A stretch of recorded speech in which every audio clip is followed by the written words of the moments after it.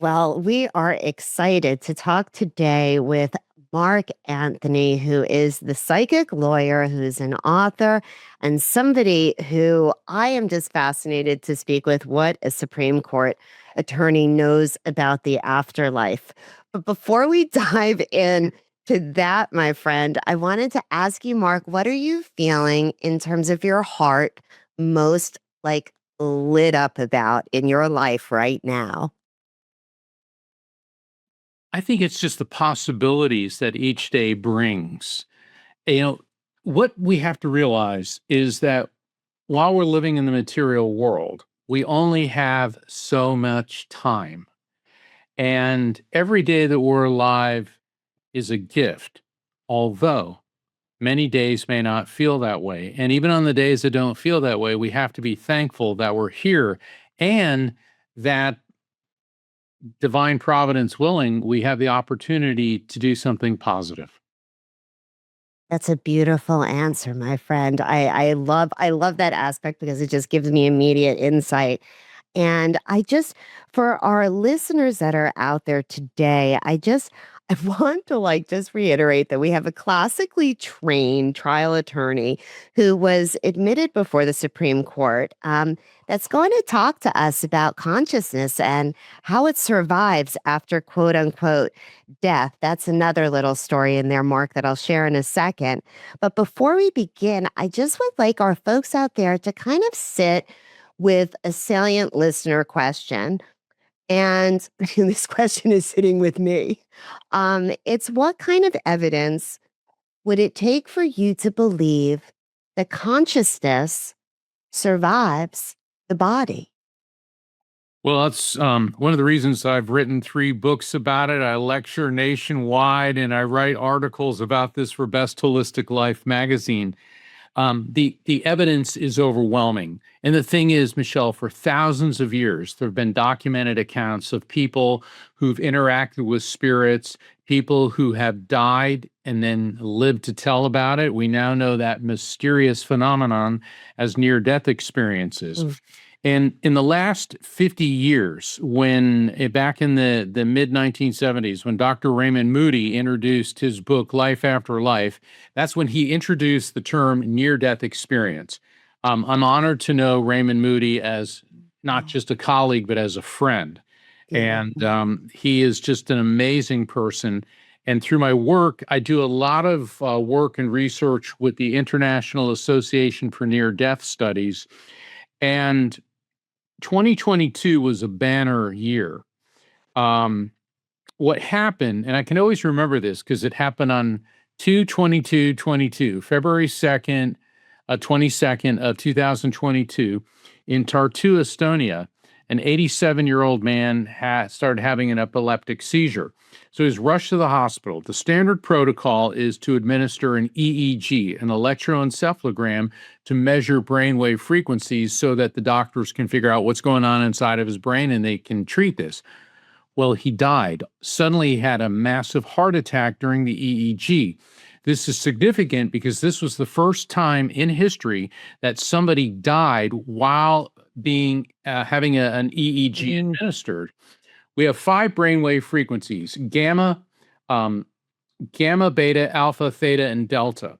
And gamma is when you're like super high functioning. That's when you're doing calculus homework. Uh, Beta, activities of daily living, what we're in now. Alpha, for our listeners in Southern California, that's the groovy baby meditative state, or for anybody that's meditative. And then when you start going into theta, that's dreamful sleep, deep sleep. And then delta, very little brainwave activity. That's when your body heals. Well, the notion had been that at the time of death, your brainwave frequencies would slow down and just fizzle out. Instead, all 5 frequencies surged off the charts. This astounded the medical and scientific community around the world. Then this triggered the lucid dying experiments or study, lucid dying study, which was, it began with New York University and at almost 500, I think it was 527 hospitals in both the US and the UK when people went into cardiopulmonary failure, they immediately also administered an EEG. Everyone who died, all five brainwave frequencies surged off the charts.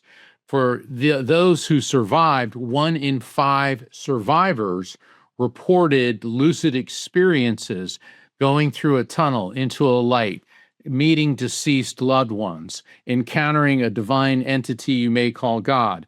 Veridical perception. Now, what veridical perception is, that's when your soul separates from the body and you're able to observe things in real time, not just where your body is, but external to your body. Could be down the hall in a hospital, you'll see what your family's saying, could be miles away.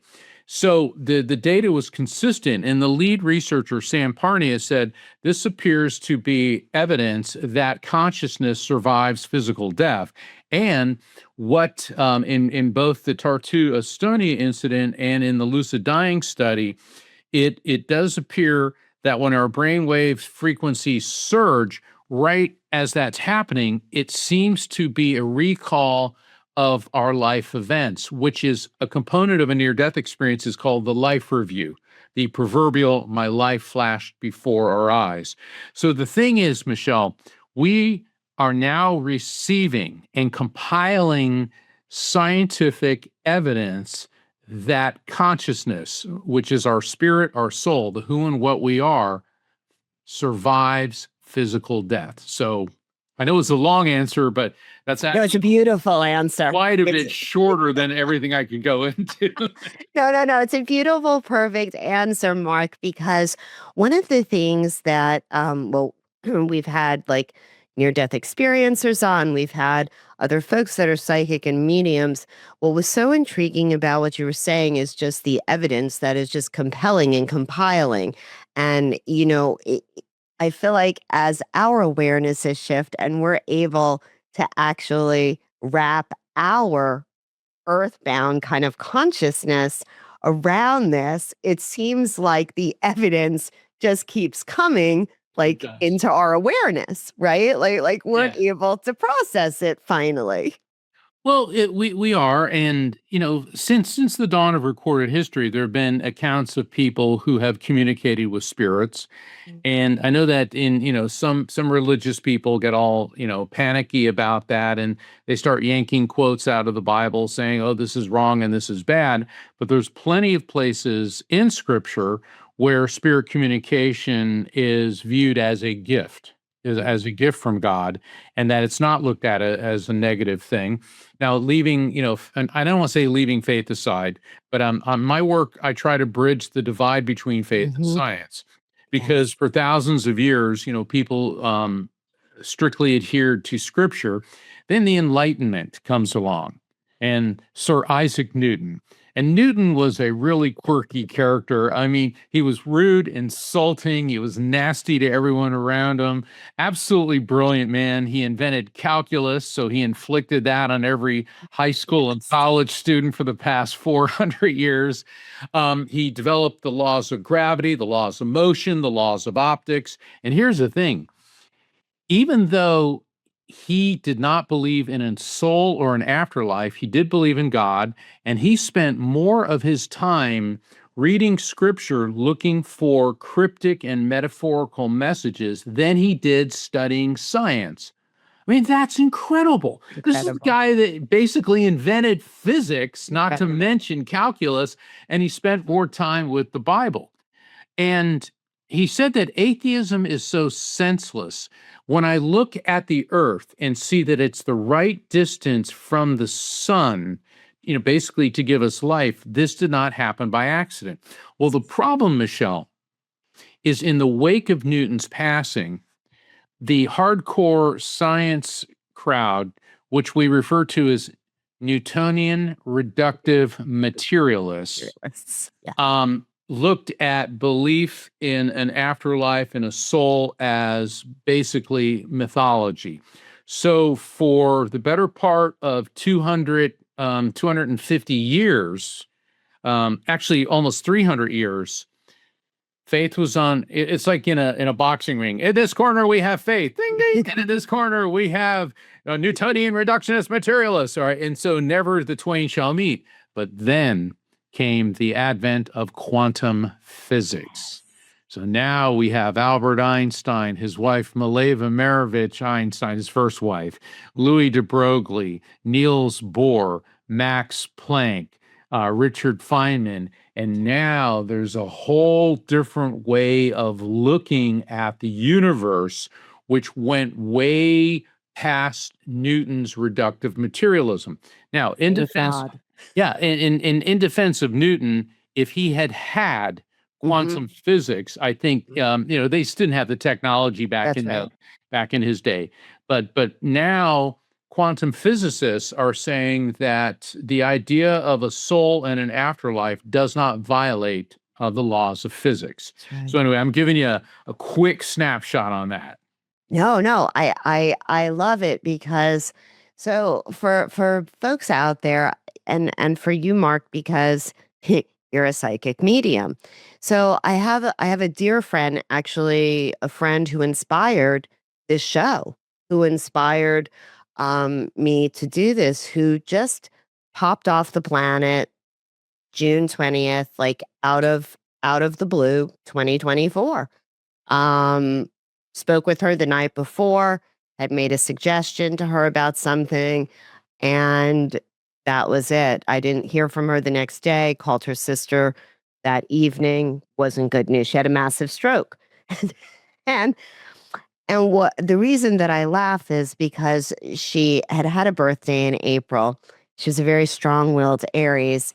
And she had said, like, she had never thought that she would be this old. I don't know why baby boomers have that whole thing about them. But she was just like, this is like my unbirthday.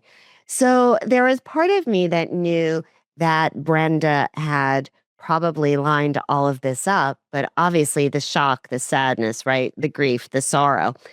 And we went to Oklahoma, paid pilgrimage, like made that trip, that journey to celebrate her life. And of course, there's cardinals around, and that was a sign that we had had about another friend that had passed.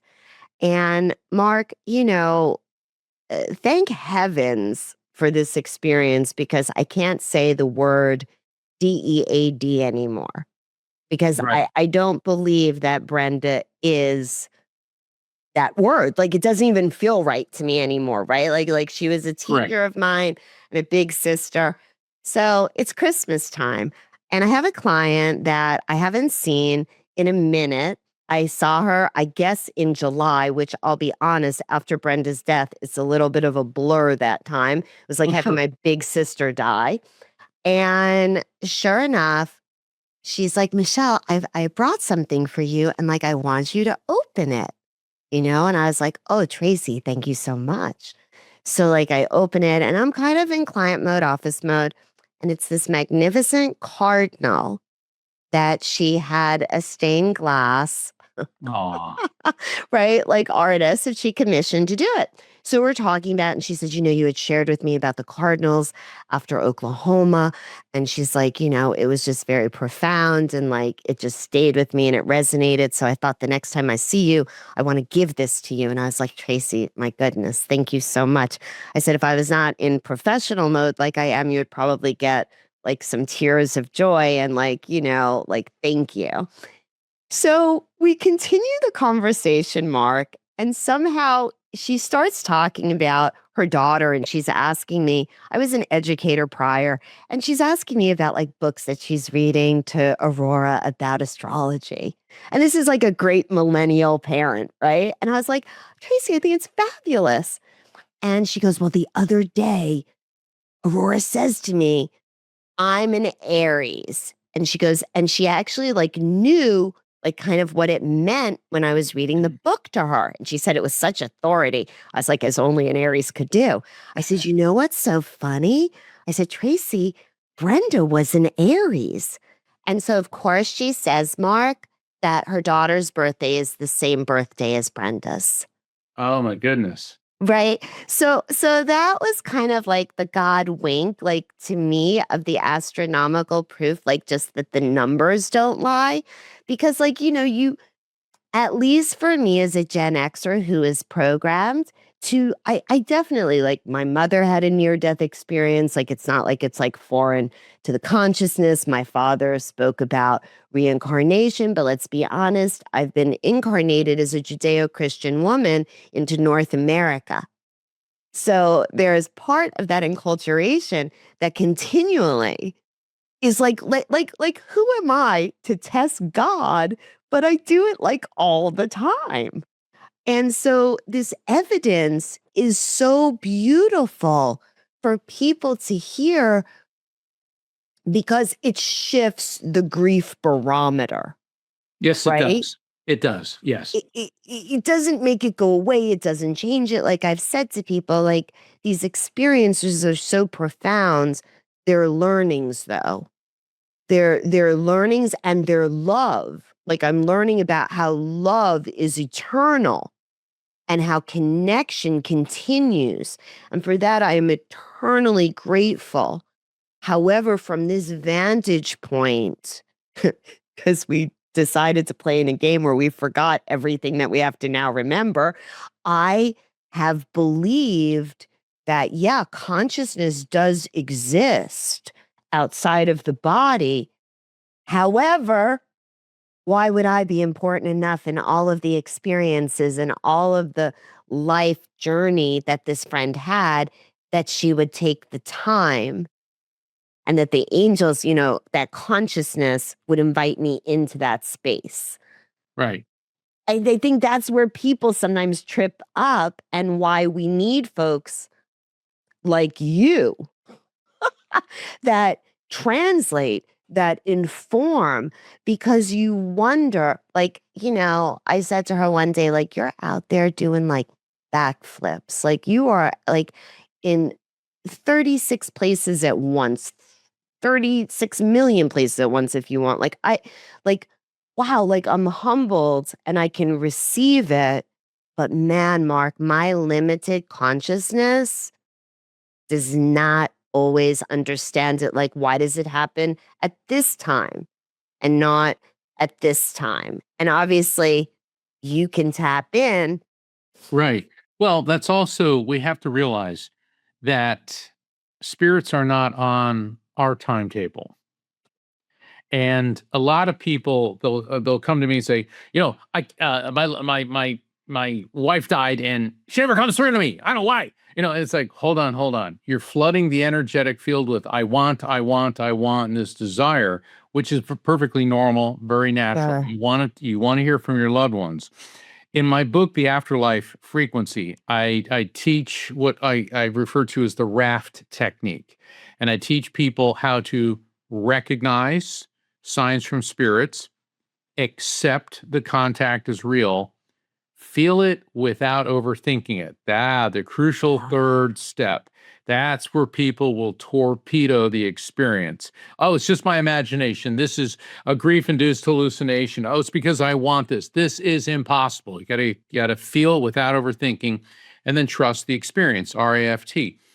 And the way I found that out, and I'll share just a snippet from the afterlife frequency. I was here in my office and I was working on that chapter, and I hit the dreaded writer's block. Okay, so for anyone who's a writer, you know what I'm talking about. And the thing is, it always seems to happen on the day that you've scheduled the whole day just to work on the book. You sit down and it's like nothing. Okay. And I'm like, how do I tell people, explain to people who aren't mediums, how they can still see signs from spirits? Well, I live near the beach, so I thought, okay, I always walk on the beach when I need to clear my head. So I'm walking down my driveway, all ready to go to the beach, and all of a sudden, I feel this pull in another direction to instead start to walk on this bike path. So I go, okay. So I'm walking on the bike path. It's around 11 in the morning, and I see these two objects in the sun shining that are on the bike path. And I walk up, and it's a nickel and a penny. So I reach over, and my both my parents are in spirit, and I could hear my mom's family's Italian, and I love the Italian side of the family because they're kind of the more fun part, and food's better too. But they have a superstition for every occasion, and I can hear my mom's voice. If it's heads down, it's bad luck. Then I hear my dad, the white Anglo-Saxon Protestant side of the family, it's money, grab it. So I'm laughing, and here I am, Michelle, I'm holding a nickel and a penny, and I go, oh, 6 cents. And then I say, 6 cents. And all of a sudden, I felt cold chills and tingles overwhelming my Oh, body. And that's electromagnetic activity from spirits. I said, okay, mom and dad, what do you want me to know? And my mind's eye filled with an image of my dad. Both my parents had mediumistic abilities. My dad had been a Navy SEAL and he was an aerospace engineer, but he used to teach kids swimming lessons at the Y. And I saw my dad standing in the ocean holding up this blue raft we used to have. It was this big canvas blue raft that had these yellow like bumpers on the side of it. And I'm like, what does this mean? And then I hear my parents' voices in unison teach people to recognize signs from spirits, accept the contact is real, feel it, trust it. Go raft. And I ran back, and the words just flew through me. Writer's block over. And that's how these things can occur. You've got to, you'll know. It's like, let's say, and Michelle, this has happened to you, and the producer know, I'm sure as well. And for all the listeners, you ever been driving in your car, and all of a sudden you just feel compelled to turn on the radio, and there's that song, the one that makes you think of a deceased loved one. Or have you ever suddenly smelled a familiar scent?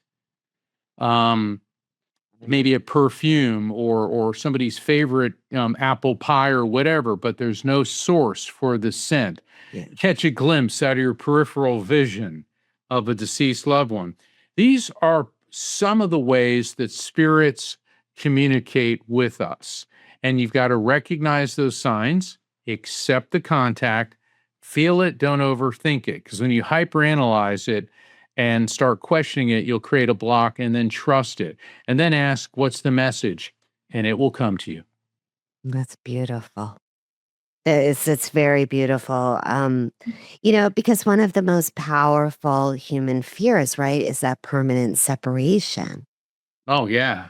I mean, that's, I think, where there's a lot of breakdown, and you're giving us a way to be able to break through to that. That's just such a beautiful. When you were talking about the electromagnetic fields and you were discussing the chills, right? The Yeah. response, like I call those the God goosebumps. That's a And good so, one. The God Goosebumps. The so GGB. yes. So I'm very, very kinesthetic. And actually, one of my friends, actually, believe it or not, Mark, we have a Facebook friend who's a real life friend of mine, Tamra Springer Gleason, who's a friend of yours on Facebook. And she's a psychic medium. And so, like, I had shared with her that you were going to be on. And she was like, "Oh, yeah, yeah, yeah." And so we were talking about some stuff, and she had said to me one of the first things, because Mark, like, you're going to be like, "Whoa, you had no idea." I had no idea that I was even intuitive. Without Tamara, I wouldn't have even know how to really direct my intuition. Like, yes, Right. I was in the right place at the right time. I always stayed safe. I grew up between New York, LA. I traveled the world. Like, nothing bad ever happened. Like, I always had like good vibes, like, where I would go. I didn't know that was intuition. But it is. Right, Yeah. right, but it is. I thought it was just more of the vibe that I put out and that I was receiving, like what I was putting out, right? But I didn't know it was also an intuitive operation. So I say all of this to say that there's many people out there that we are very, very intuitive, because we all are, right? And you gave us this raft technique. And when you're talking about the electromagnetic response that we have to spirit engaging with us, is it like in terms of intelligences, right? So, like, I'm thinking about NLP, like kinesthetics, I would think would absolutely have the God goosebumps, the chills, that experience. Do you have like folks that might not have that electromagnetic, but maybe they're like clairsentient, like all of a sudden the song pops in their head, Right. then it's on the radio. Sure. Absolutely. There are different aspects to the sixth sense. There's clairvoyance, where you see a vision. Sometimes you'll see a spirit, like let's say, standing in the room or in your Mhm. peripheral vision. That's known as objective clairvoyance because more than one person can observe this. Can observe it. Generally, it's going to be subjective clairvoyance because you'll see that image in your mind's eye. Then there's Mhm. clairaudience, which is hearing.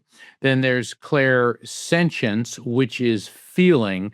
And then there's aspects to the clairsentience, which is clairgustance, which is tasting, clairscent, which is smelling, and then there's clairsavance, which is knowing, a knowing. So there's different aspects to the sixth sense. Some people are stronger, they're more feelers than they are auditory. Some people are more Yes. visual. It just depends on the individual person. And when you begin working with your psychic sense, you'll find where you're the strongest, and you can work with that. Because I know some people, they're real good feelers. I don't see anything. It's like, don't worry about it. What are you getting from the emotional Okay. input, and what does that mean to you? And then they're like, Mhm. oh wow, I really am getting things, as opposed to fixating on something that. In other words, let's say with the Olympics just wrapped up. Okay, maybe some people are better skiers, some people are better skaters, some people are better at curling. Okay, if you're really good at curling, chances are you're not going to be a high jump skier. Mhm. That's right. So That's right. so focus on your area of expertise, and then it may unfold and branch off into other parts of that. I love that because people need to understand that you're getting messages like at different levels, probably very often, more often than you actually think. In terms of when when we change what we see changes, right? Yeah. So the raft technique, that's just a very powerful. So I have another question for you. And it's a very strange one, but you'll know the answer. So, not a psychic medium. I don't no. So, y'all, that's like your realm. However, I've had folks that are not in a body. I've had dogs that are not in a body Yeah. give like a little message to me, like for their owner. I, how does that kind of happen for the average bear like me, Mark, that might be out there listening? That's like, yeah, at one point in my own life, I was at the height of healing, and Bon Scott, I was in my kitchen, which is a very safe place for me. And I'm very kinesthetic. So I'm moving around, I'm chopping vegetables, I'm doing juicing. And all of a sudden I hear this voice, "Good day, beauty." And I'm like, so I asked, like, did God send you? Did Jesus send you? Like, who sent you? Like, and I wait for the response, like my friend said, and I get the God goosebumps. I'm like, hi. And so I was like, how can I help you? He's like, well, when you're drinking your juice, you need to put Thunderstruck on. And he's like, because the cells flip, like they flip. And I was like, okay. He's like, yeah, this is important. And he goes, and you can look this up, beauty. Like, you're one of those people that's going to look it up. He says, so you can look at like chemotherapy rooms in Australia, like you can look up and there's data. And I was like, thanks, Bon. And so then he said, I'm going to pop off. And that was the end of that. And so I call my friend and I'm just like, what the what? Like, and she's like, no, no, no, this happens. How do people that are not, I mean, I understand we're all receivers, we're all Right. transmitters, right? How Right. does this actually work from a physics and evidence perspective? Like, what's going on there, Mark? Well, this ties into my electromagnetic soul theory, the EMS. And we know from faith that every great belief system, whether it's Hinduism, the world's oldest continuously practiced religion, to Buddhism, to Zoroastrianism, which was essentially the first monotheistic religion, and it exists to this day, Judaism, Christianity, Islam, Native American belief systems, they all teach that the soul, the spirit, pre exists the body, comes into the body, and when we physically die, leaves the body. We know from the law of thermodynamics and physics that energy is neither created nor destroyed, only transferred from one form to another. Neuroscience is the study of the human brain, and the human brain is only 2% of the body's weight, but it uses up more than 20% of the body's electrical activity. Okay, so it has an energy field. And so we also know from science that everything's made of molecules. Okay, Newton knew that. Newton knew that everything was made of atoms, but see, Newton stopped there because he didn't have quantum physics. We now know that atoms are made of electrons, protons, and neutrons, which in turn are made of a smaller wave particle known as a quantum, which is pure electromagnetic energy. And everything in our material universe at the subatomic level is made of the same form of electromagnetic energy. So, Michelle, that means your body, my body, the chairs we're sitting on, all the dials and controls Noah's using to make this show happen, and the radio waves that this show is being broadcast on, the light of the sun, the rings of Saturn, and beyond are all made of electromagnetic energy. Now, the reason that you and I are alive is because our vibration is at a higher rate than something like this pen. Okay.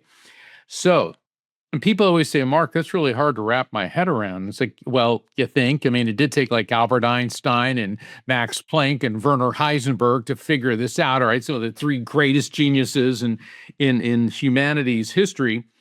And so the EMS, the electromagnetic soul, think of your brain as a computer hard drive. Your computer hard drive did not create the programs on it. It didn't create Word, didn't create PowerPoint, didn't create Windows. It merely hosts those programs and the data on it. Our brain does the same thing. So when we physically die, that brain/hard drive crashes, but the information, our EMS, electromagnetic soul, lives on. So how do people who aren't necessarily mediums pick up on messages from spirits? Well, every one of us is an electromagnetic soul. It's in our brain, but as an electromagnetic field, it interfaces with other forms of electromagnetic energy, including the electromagnetic souls, which are spirits. So you may pick something up like, hey, I need to tell my friend John, I heard his mother's voice. Okay. Well, because we're all capable of tuning in to the electromagnetic frequencies from spirits. Now, I'm just giving you a crash course in what I teach in my books, Evidence of Eternity and the Afterlife Frequency. But that's how this happens. In other words, we're all wired for spirit communication. Some people are simply better at it than others. I mean, some people are better mathematicians, some people are better musicians, some people are better athletes. I mean, think about it, Michelle. If we were all the same, wouldn't that be boring? Oh, yes, Mark. Yeah, we'd all look Absolutely. the same, act the same, react the same. We'd be like a school of fish, you know? Yeah, right. Right. And we're not. And I firmly believe that individuality is the greatest gift that the divine has bestowed upon us. We're all individuals, and every life matters and every life counts, even though many people feel that I never made a difference. Well, you don't know that.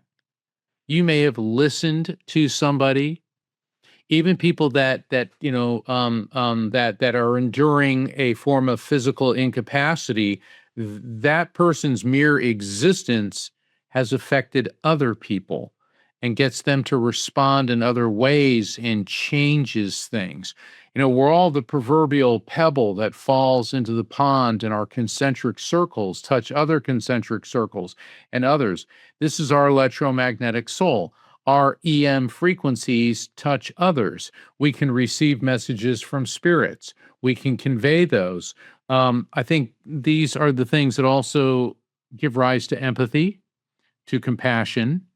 So I hope that answers your question. Oh, goodness, it absolutely answers the question beautifully, my friend.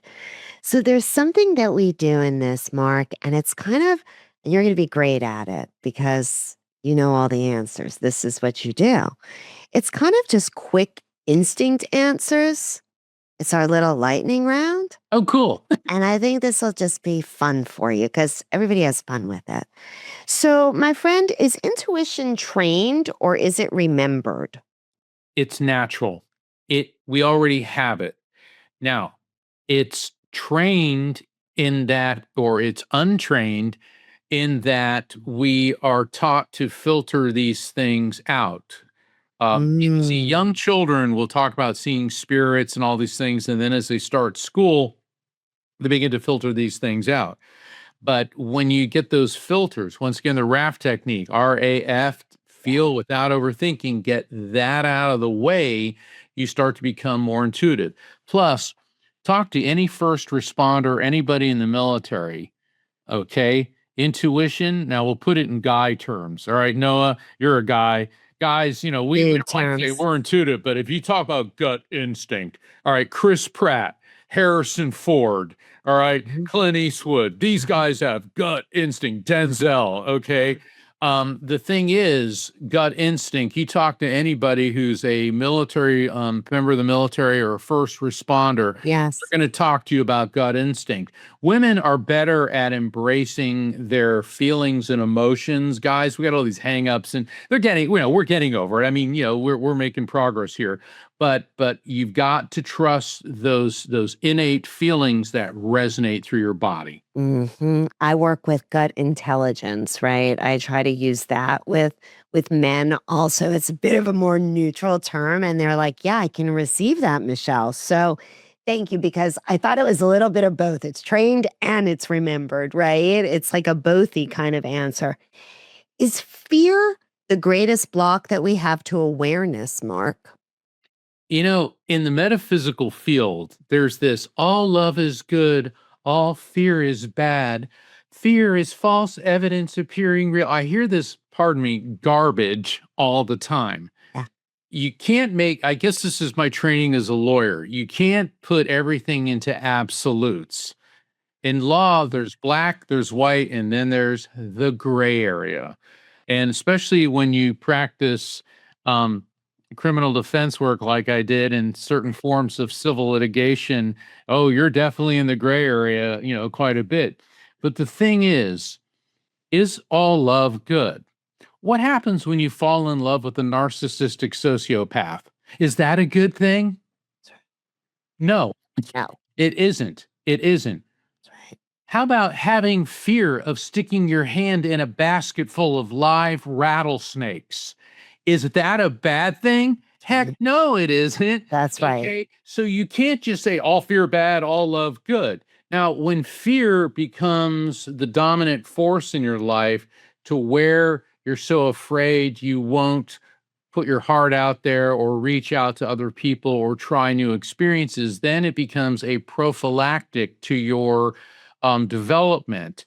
And love, yes, all the great spiritual teachers, we should love people, but you've also got to be careful with who you let into your heart. I'm not saying don't open your heart to people, but what if you do fall in love with a manipulative, parasitic type of personality? So there is no all love good, all fear bad. There's love, Mm. there's fear, and then there is the gray area in between. And part of being spiritually aware, part of being intuitive, and part of having life experience is drawing upon that to know which one you should embrace. Everything is a spectrum. There's like a continuum in that. And I believe that fear exists for a reason. And I remember when I moved south, so many people were so unaware and just like of surroundings at a basic, like gut instinct, gut intelligence level. And I used to wonder to myself, like, wow, what is that world like? I got a good example of this. A really dear friend of mine, she came to my manager, her name is Rocky. She travels with me and books my events around the country. And there was, I won't mention her name because she's quite well known, but she's from Wyoming. And Oh. she came to Rocky's house, and Rocky hadn't gotten home yet. Rocky lives on a lake right outside of Orlando. So our friend was laying on the grass, and Rocky comes down and goes, "What are you doing?" She goes, "Oh, I'm getting some sun." She goes, "That lake is filled with alligators." And she goes, "What?" She goes, "No, it isn't." All of a sudden, one pops up. Yeah. Starts cruising. It's like a 6 or 7 footer. She's like, "Oh my gosh." Okay.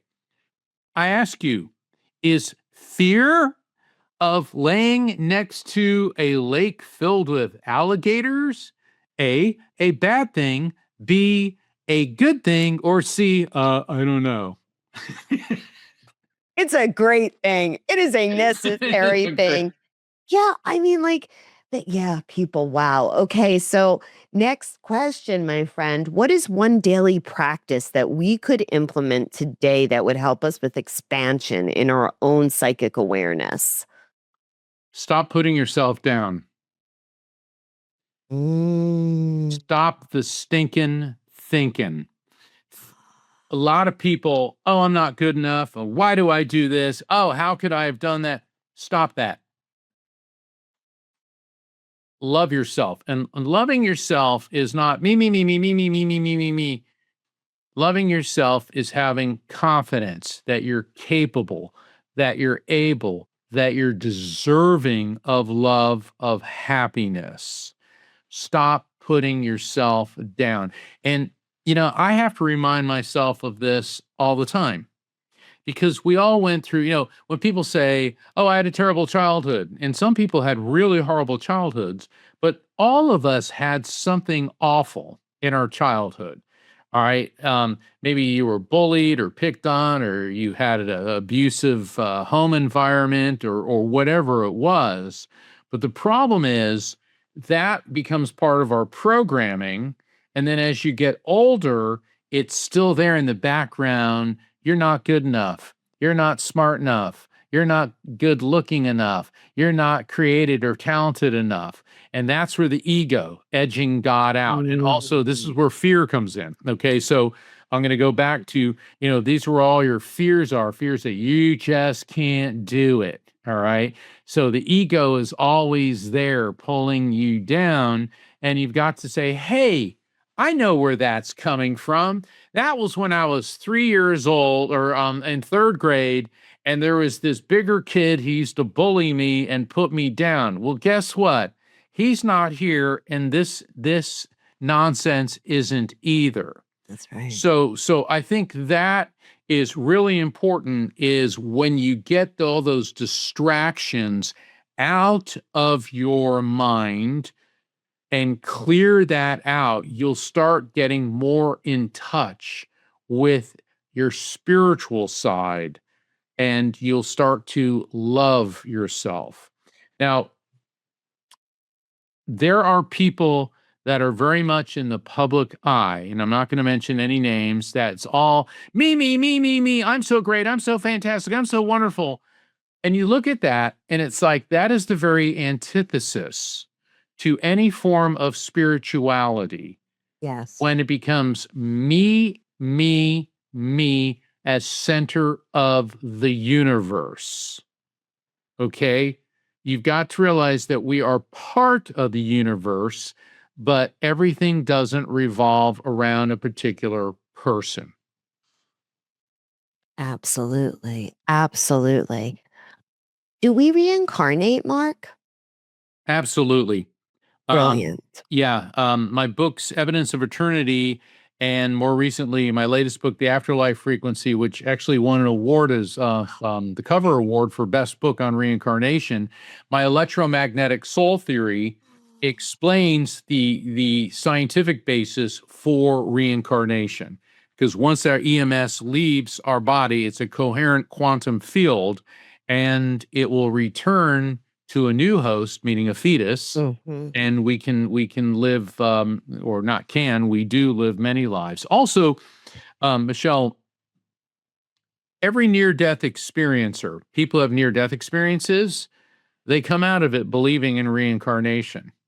And it's really fascinating. I mean, you get people that were diehard atheists or super like fundamentalist religious, and they come back from the near death experiences like, hey, we live more than Yes. once. Yes. We've interviewed someone like that who's a very famous near death experiencer who is extremely Christian and came back completely different. Um, yeah, and I think that the children that are incarnating today are remembering more and more and are very articulate. I had a parent tell me the other day that her child said, "You know, the last time I was the mommy, the last time we were together." Yeah. And so it's just, and the beauty of it is that these parents like know what to do with it, you know? It's just these spontaneous remembrances that are beautiful. I think that as we go deeper into the age of Aquarius, we're going to have children that come out that remember multiple experiences that Well, that's very common in India. And yes. that's because in India, the main religion being Hinduism, which embraces reincarnation, if a child starts talking about prior lifetimes, there isn't, oh, don't talk about that. Whereas America, with the Judeo-Christian heritage, that's changing now because reincarnation has become a more open topic. Mm, I mean, it was a very fringe thing, but there have been very famous people like Henry Ford, yes. okay, founder of Ford Motor Company, and the assembly line believed in reincarnation. Mhm. Probably the best general this country ever produced, George S. George Patton, was an Patton. ardent believer in reincarnation. And then in the 1960s, Beatle George Harrison, his birthday was this week. He would have been 83. Yes. Namaste, George. And Namaste. um, through Oh, his association with sitar virtuoso Ravi Shankar, he started writing songs about reincarnation, like Within You, Without You, which is on the Beatles' Sgt. Pepper's album.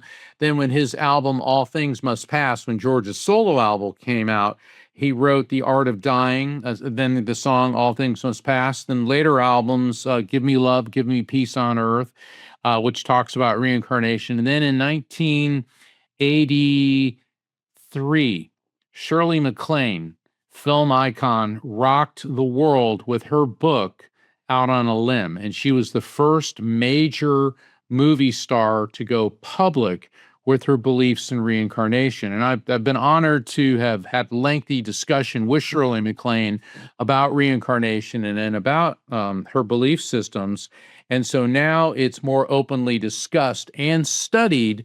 One of the main institutions which studies reincarnation by applying the scientific method is the University of Virginia's Department of Perceptual Studies. So, reincarnation has come out of the fringe of society to become a mainstream discussed topic, at least in Western society. yes, yes, yes, yes. And that's where was it Dr. Niebuhr, Noah? That was with us? That's at University of Virginia. Yeah, okay. Yeah, we had a great dialogue with him.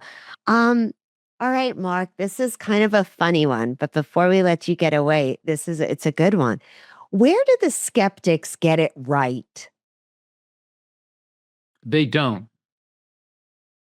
Nowhere. I love that. They don't. Now, that being said, to some extent, I'm skeptical depending on the phenomenon. Sure. And a skeptic is someone who may not believe in something, but is open minded if Mhm. evidence is presented. A cynic is a closed minded person who says, I don't believe and I never will believe. All Yes. right, and they are every bit as fanatical as some ultra extremist religious fanatic.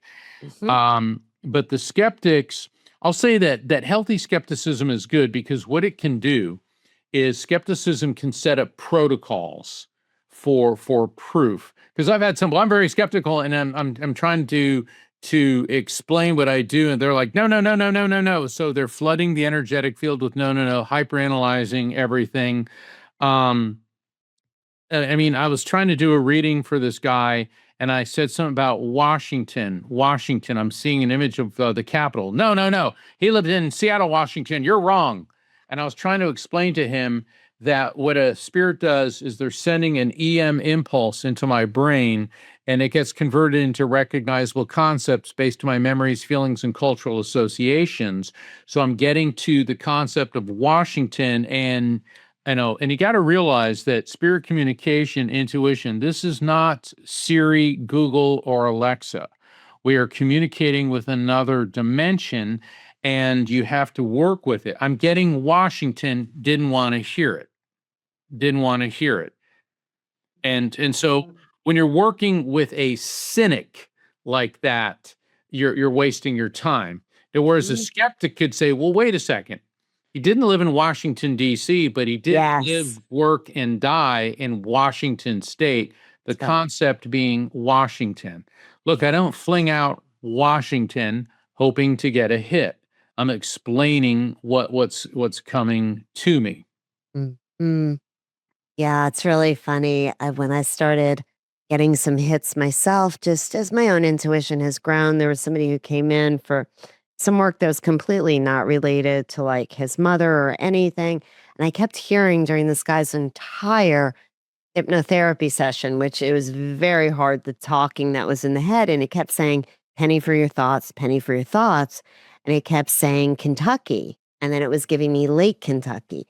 And it was just like, God just kept tapping me on the shoulder. Like, and so finally, it's like a 90-minute session. And I'm like thankful at this point that it's like done because I have to give the message, right? And I said, you know, he's like, yeah, thank you, Michelle. This was great. This is this. And I said, listen, I know that you didn't come to me for anything intuitive, but when this happens during a session, obviously we were learning together. We're both in theta waves. Like, gotta tell you, I got a message. And it's penny for your thoughts, and that you need to head on to Kentucky. And he's like, my mother's name is Penny, and she lives on Lake Kentucky. And there you go. And there you go. you know, ding, ding, ding. And so, it's like, the last thing that I really want to leave listeners with, Mark, is that, you are so aware of consciousness. Like we've examined patterns, we looked at physics, we've talked about testimony, we've talked about evidence, we've talked about skepticism, lived experience. What do you know without a shadow of a doubt about consciousness? That it's eternal. Amen. Not even death can kill love. Not even death can kill consciousness. Energy is neither created nor destroyed, only transferred from one form to another, ergo reincarnation. And so when we physically die, and I like what you were saying earlier, Michelle, about how you feel that your friend isn't dead. Well, her body may have ceased to function. Think of your body as a car, and your soul is you. And so when the car stops working, okay, it breaks down. You get out of the car and you move on. You're not the car. That's right. That's right. With that, my friend, I just want to thank you for sharing time, space with us. A deep, deep bow. Oh, thank you. Namaste. And if this conversation has expanded, any folks out there, your thinking, your heart space, your feeling space, share it with someone who really might value evidence, inquiry, and some healthy skepticism with a little bit of depth. And remember, this has been episode 68 with Mark Anthony, the psychic explorer and the psychic lawyer. Is it okay for us to call you that, or do you prefer No, explorer? there's a whole story behind both of those. But yeah, Mark Anthony, the psychic explorer, also known as the psychic lawyer. Okay, good. We're going to have to find out like more about that from you at another time. I love that you're leaving us with a hook, like wanting more, Mark. What is the best way for our listeners to access you? I invite everyone to visit my website, which is afterlifefrequency.com, just like my latest book, Afterlife Frequency. And sign up for my newsletter. You can find out about scheduling readings with me, about my books, and in the calendar of events, you'll see everything I've got coming up, including my live stream weekly show, The Psychic and the Doc. My co host is Dr. Pat Basili, world renowned behavioral psychologist. People call in, I do readings, and Dr. Pat uses her incredible gifts to help people understand what these messages mean and how you can get the maximum healing benefit from it. And you can find out about all of that at my website, which is afterlifefrequency.com. Oh, thank you, Mark, so very much. And remember, y'all, come home to your light, feel lighter, live brighter, lead from the heart, and come home to you. Thank you so much. Be blessed.